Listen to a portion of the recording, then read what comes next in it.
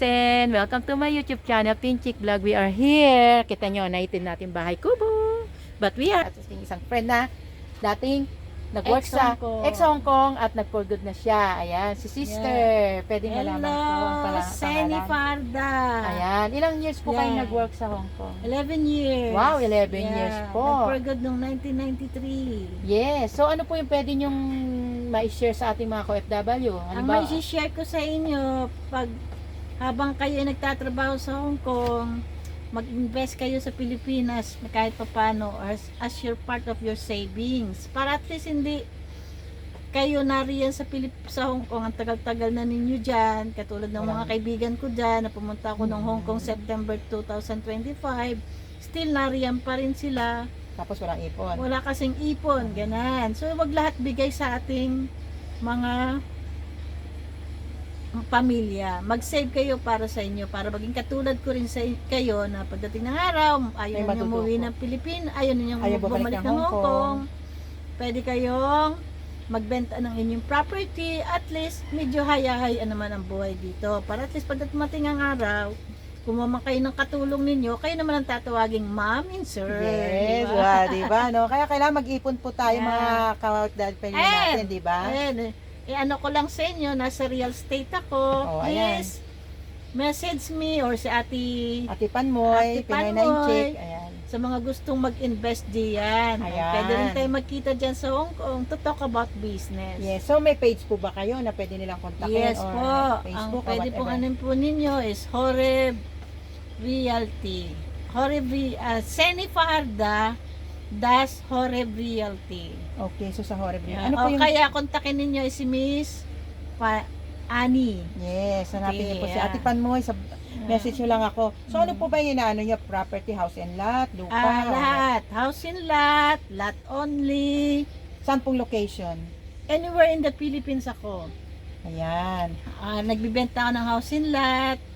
Kung gusto ninyo ay condo, gusto ninyo ay lot only, o kaya gusto niyo ay farm lot, or seaside lot, or kung anong gusto ninyo, pwede tayong mag-usap. Yes. Accredited din ako sa mga bangko. Okay. Kaya pwede naman na, sabi nga, hindi tayo pwedeng all the time is nasa Hong Kong working as a domestic helper. Mangarap din tayo na someday, tayo naman ang hahawak ng ating buhay, ng ating negosyo. Wow. Okay? Very good. So, thank you very much. And hope to see you all In Hong Kong or in Hong Kong or also in Philippines. And ano po ba yung ano po ba yung pwede nyong ipayo sa kanila para makatagal yung iba? Ibig sabihin para tumagal sa isang amo, ganun.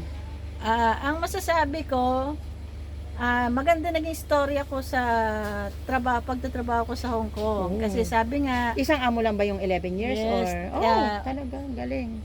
ano lang, sipag at tiyaga. Then, habang nasa Hong Kong ka, syempre, ikaw ang mag-a-adjust sa sarili mo. Hindi sila ang mag-a-adjust sa iyo. Kasi, yun yung nagiging key point. Kaya nga tayo pumunta ng Hong Kong para magtrabaho. So, if ever, ng amo mo is medyo galit-galit, medyo ang number one is kailangan maging humble. Yes. Ganon. So, patient. Wag lang kayong sasaktan. Okay. So, actually, ako, nung ako'y nasa Hong Kong, una, DH ang trabaho ko. Tapos, anong year po kayo dumating ng Hong Kong? 16 years old lang, nasa Hong Kong na po ako. Wow. So, anong year yun? 1981. 1981, nauna pa kayo sa 1993. nauna pa siya ako po 1987. So, pagbalik nyo na Hong Kong, di ngayon dami yung nakitang difference. Nakapasyal ba kayo ulit ngayon sa Hong Kong or Almost every year nasa Hong Kong. O di nakita nyo yung kaibahan noon, ano? Kasi ang mga clients ko doon. Okay, so that's good. So, mga tiga Hong Kong, meet natin siya. Minsan mag-meeting tayo. Okay? Sige. So, ano po yung mga may na-encounter po ba kayong struggle during your work as a domestic helper? Hindi naman Kasi mabait ang amo nyo, no? Hindi. Yung nanay mabait. Pero yung amo kong lalaki, kunting pagkakamali, stupid! Ala. Ayan. Pero na-taste nyo yung ganon, sasabihan kayo stupid. Tapos sasabihin ka ng, minsan, sasabihan ka ng, clumsy or what. Pero sa akin, dahil kailangan ko magtrabaho, dahil galing ako sa hirap, sa buhay, tiis-tiis, as long as wag mo lang akong sasaktan. Sa pagtitiis, ang sabi ng amo ko, dahil naging parang nagsawa rin, sa kasasalita sa akin hindi maganda. Aha. Oo, Natigil din siya. Natigil. Nagiging Saka friend. hindi kasi kayo sumasagot. Kaya, Naging friend na kami. Oh, yan. Yan. Hanggang sa naging friend kami, open ko sa kanya yung buhay ko sa Pilipinas, buhay ng family ko. Oo. Nangako yung amo ko na, Seni, kapag ka ako yumaman,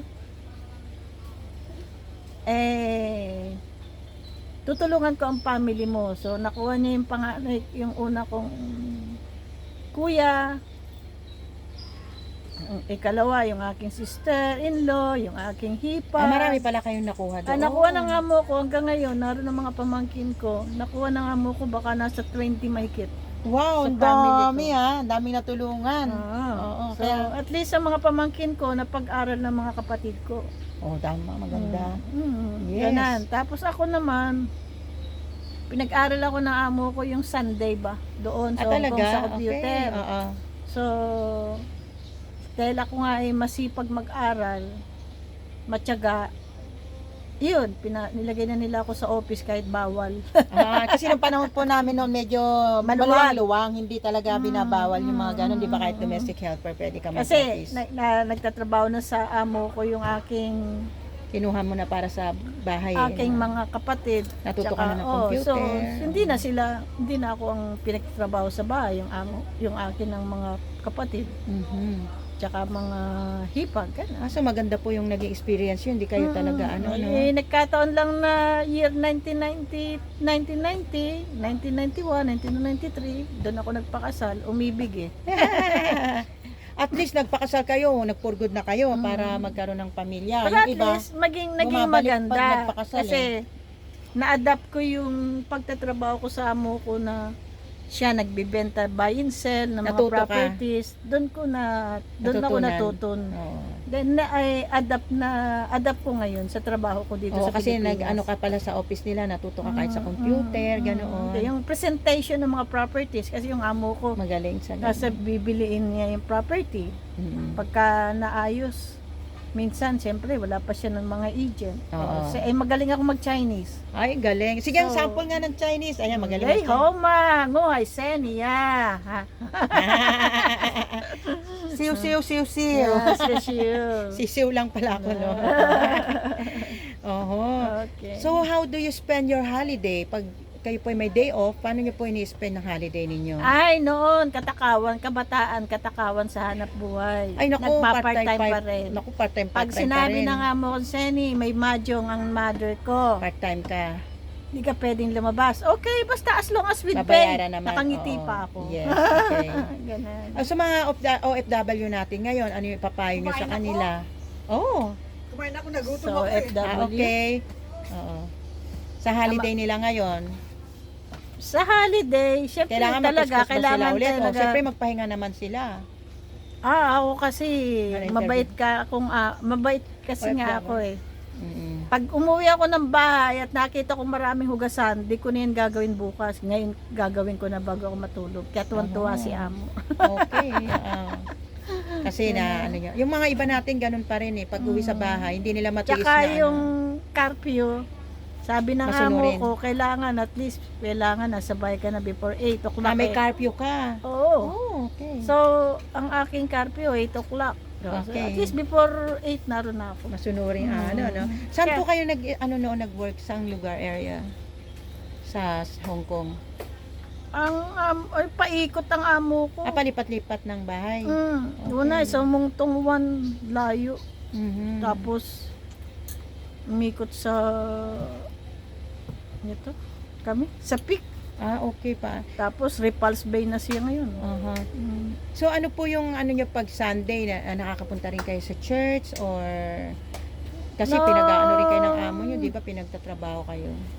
Oo naman. Siyempre, priority ko yung makasimba muna. Oo. Babalik ako 1 to 2 hours. At least nagpapaalam muna kayo sa amo Oo. nyo na Kasi ano. tapos, nung time na medyo naroon na yung mga kapatid ko, so hindi na ako tumutulong sa kanila. So pag May Sunday, time na ako, may hindi na ako time. nagpa-part-time. Tapos Yes. ano na ako, paano to? Yan, napa-join naman ako sa mga tulad ng isang mga church activities like El Shaddai, ganun. So, pwede nyo rin ma-advise sa kanila yon na, halimbawa, pag linggong holiday nila, punta sila sa church, give time sa Panginoon din, ano. Oo, Para at least, kasi syempre, yun ang naging full time importante. kasi ako doon dahil parang kung saan siguro yun ang will ni Lord. Naging leader ako as one Oo, of the diba? leader. Kailangan talagang lagi kang naroon. Ganun. Yes. Kaya para sa mga OFW natin, pag tayo may holiday, punta rin po tayo sa church para ma-recharge tayo sa ating Kahit spiritual man life. lang 1 to 2 hours, bigyan mo ng time para tayo ay ma-bless ni Lord. Amen. Mm. Ayan. So, thank you po. Ano pa po yung pinaka pwede nyo i-share sa ating mga ka-OFW? Yung may share ko nga sa inyo is tulad na sinabi ko sa inyo earlier, basta hanggat maaari kung kumikita kayo dyan, mag-save kayo ng para sa inyong future. Yes. At saka Wag lahat wag ay bili ng bili. bigay. Oh, At saka lahat magbili ay ng bili-bili bigay. ng Oh. ano nila, mga luho, gano'n. O Wag- depende rin. Ano, oh. basta Okay mag-save. lang, natural lang na tayo mag-enjoy. Oo. Siyempre, kailangan natin yan eh. Oo.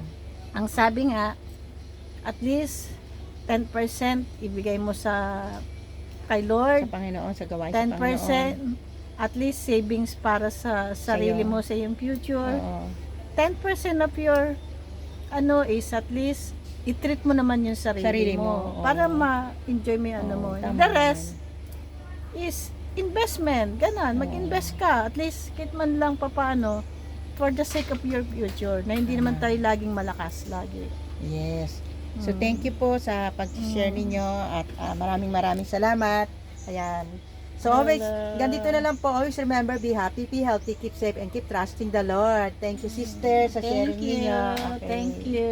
God Sa mga bless. gustong bumili Ayan, tandaan ng nyo yun, property Hanapin niyo si At- sister sa page niya. si Seni Fajarda Das Horeb Realty. Paano po in yung or- Horeb ninyo? H-O-R-E-B. It's HOREB Ayan. Realty. Yes. Okay. Tapos o kaya si Miss Annie. So, i-message niyo po ako at i-refer ko po kayo kay sister. Mm. Thank you. God bless. Bye. God bless you, sir. Bye.